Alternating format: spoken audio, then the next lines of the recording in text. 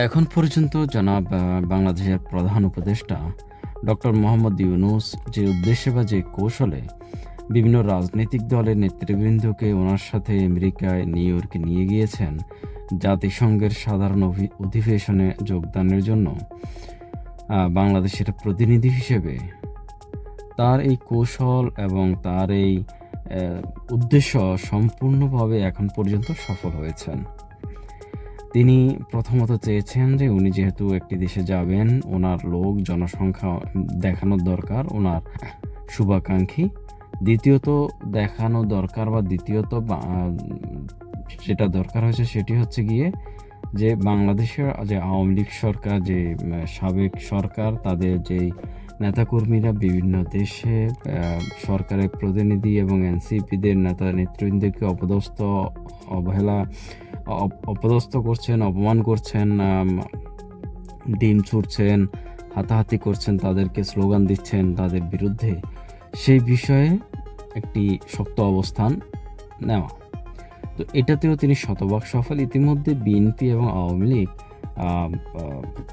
যে তাদের মুখোমুখি অবস্থান দাঁড়িয়ে গিয়েছে এবং জনাব প্রধান উপদেষ্টা ডক্টর মোহাম্মদ ইউনূস যেখানে যাচ্ছেন সেখানে বিএনপি এবং জামায়াতের নেতৃবৃন্দ সেখানে যাচ্ছেন, সেখানে মানুষ জড়ো হচ্ছে, কিছু বিশৃঙ্খলা হচ্ছে ঠিকই, কিন্তু তবুও ওনার যে উদ্দেশ্য বা ওনার যে কৌশল ছিল, বিশ্লেষকরা বলছেন যে ওনার উদ্দেশ্য বা কৌশল সম্পূর্ণরূপে সঠিক।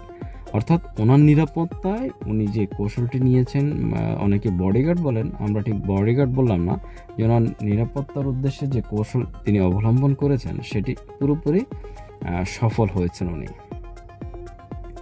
দ্বিতীয়ত অনেকেই বলছেন যে, অনেক বিশ্লেষক বলছেন যে জামায়াত যাবে, জামায়াতের প্রয়োজনে জাতীয় প্রধান উপদেষ্টার উপকৃত হবেন, ওনার কৌশল হবে, কিন্তু জামাত ওনার জন্য সরাসরি কোনো কাজ করবে না।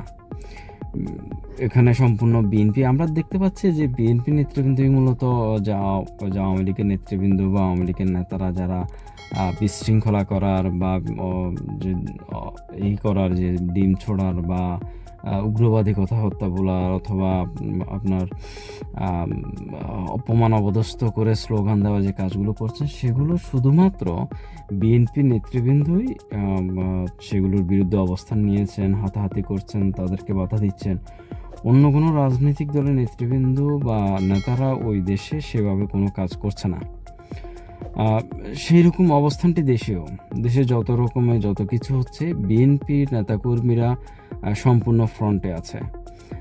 বঙ্গবন্ধুর ৩২-এর জাদুঘর বা বাড়ি ভাঙা থেকে শুরু করে বাংলাদেশে যে মবগুলো হচ্ছে, অন্যান্য যত দেখার মতো যে কাজগুলো, সম্পূর্ণরূপে দেখা যাচ্ছে যে কিছু কিছু ক্ষেত্রে এনসিপির নেতারা সামনে আছে, কিছু কিছু ক্ষেত্রে, বেশিরভাগ ক্ষেত্রে বিএনপি নেতৃবৃন্দ সামনের থেকে সব কিছু নেতৃত্ব দিচ্ছে, দেখাচ্ছে যে আমরা সব কিছু করছি।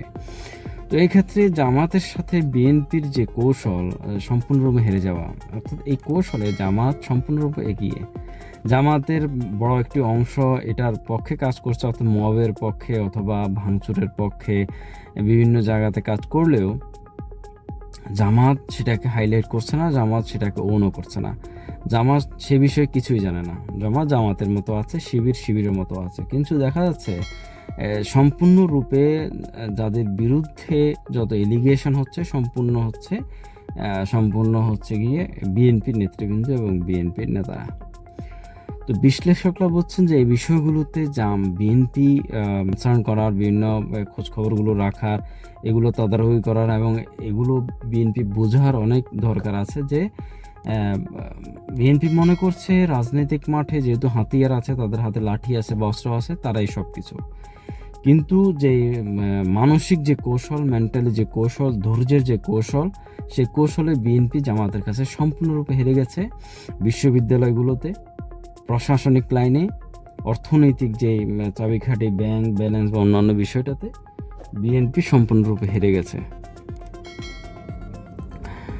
দেখা যাক, এখন দেখার বিষয় সামনে নির্বাচনের কৌশল কিভাবে হয়, কিভাবে যায়।